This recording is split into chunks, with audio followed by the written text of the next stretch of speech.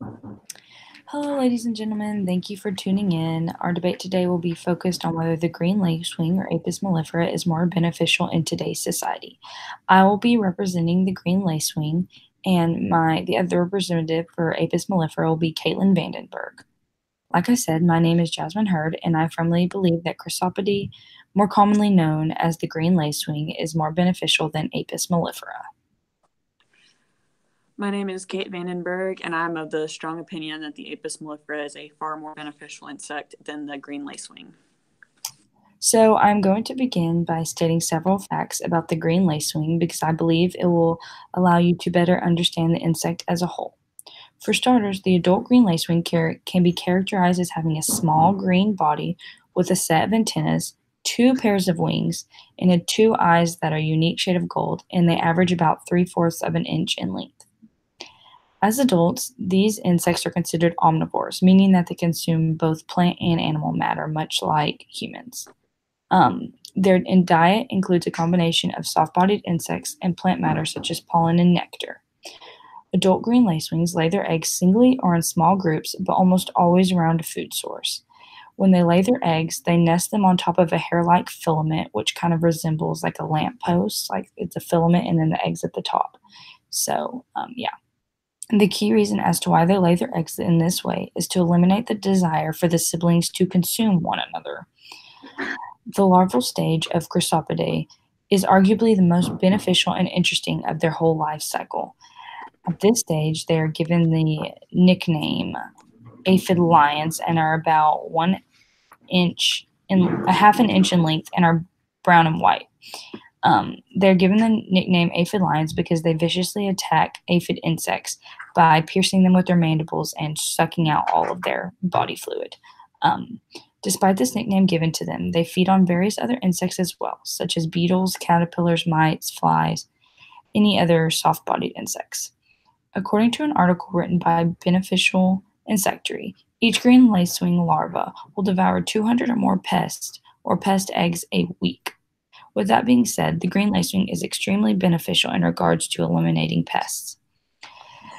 They're often purchased by agriculturists to help eliminate pest species, and they are found in a variety of many different habitats. Mostly you can find them around lakes, forests, where there's grassy areas, and in temperate climates. Lastly, the lifespan of Chrysopidae is dependent on a varied set of factors, but most commonly they live around 6 weeks. I would like to follow the previous statements with some information about the Apis mellifera. Their appearance is probably familiar to you with the stereotypical pinched abdomen of a Hymenoptera. With yellow and black striping, they're about 15 millimeters in size, so about the length of the first to the second segment of your pinky. They are found in vast habitats all over the world, such as the Americas, Europe, and Asia. They are versatile and can create a hive space almost anywhere. Their diet is typically made up of pollen and nectar. The lifespan of an average worker bee is roughly 6 months. The benefits to these insects is the fact that they pollinate about 1/3 of the United States food supply, which is an extremely important part of our economy. Yes, although the honeybee is versatile and is known to be a major pollinator and is just more commonly known worldwide, the green lacewing single-handedly prevents pests from taking over gardens and farmers' vegetation.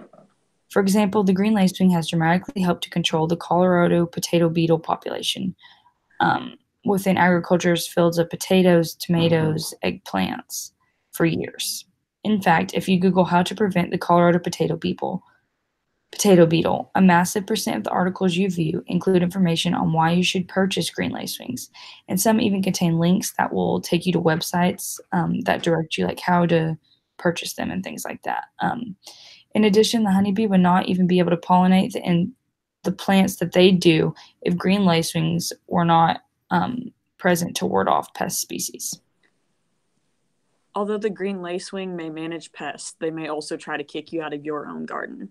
Green lacewings have a bite similar to that of a mosquito, and we all know how irritating dealing with those bites can be.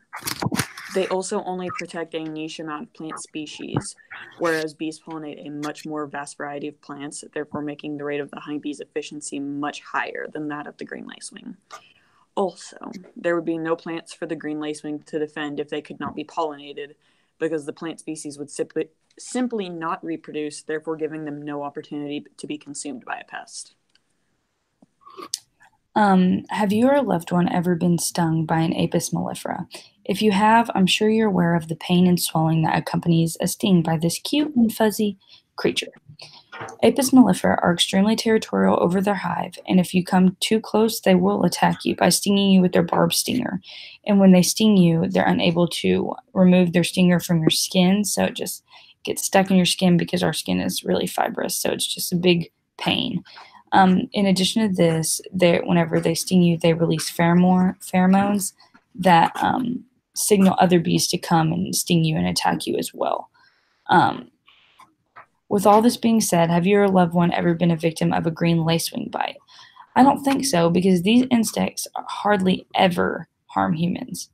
In conclusion, the honeybee is more of a threat to humanity than the green lacewing is. It would be a large over-exaggeration to proclaim that bees are even remotely a threat to humanity. Much of the general public have a skewed misperception of bees and become frightened when they are in the proximity of a bee simply minding their own business. A good percentage of the time, a person's reaction to the bee is what causes the bee to sting because they were disturbed and therefore felt the need to defend themselves. A bee sting is also not the most painful experience you can have. People willingly subject themselves to receiving tattoos, which, depending on the area of the body, can be far more painful than any bee sting. In closing, I believe that the green lacewing is more beneficial than Apis mellifera for a slew of reasons. For starters, they allow agriculturist crops to be successful by assisting in the process of controlling pest species such as the Colorado potato beetle that I mentioned before. This is not only a positive for farmers, but for those of us who enjoy eating these delectable fruits and vegetables. Next, green lacewings help to pollinate, although very minorly. As adults, they travel from flower to flower to consume nectar and pollen, and in turn, they transport the pollen with them as they go. Also, green lacewings do not cause harm to humans, hardly ever, but we all know Apis mellifera can and do. Researchers and scientists have begun to use green lacewings in studies to determine the best ways to control certain pest species.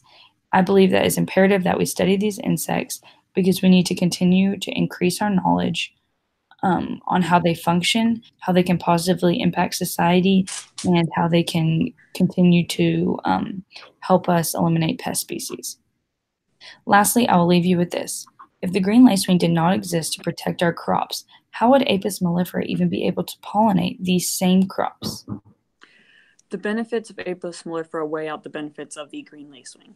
These mass pollinators are a powerhouse for our planet's overall health. The benefits of Apis mellifera, such as pollination and honey production, also make up for a few stings. After all, we wouldn't collect honey if it wasn't worth it, right? Thank you for tuning in. Yes, thank you.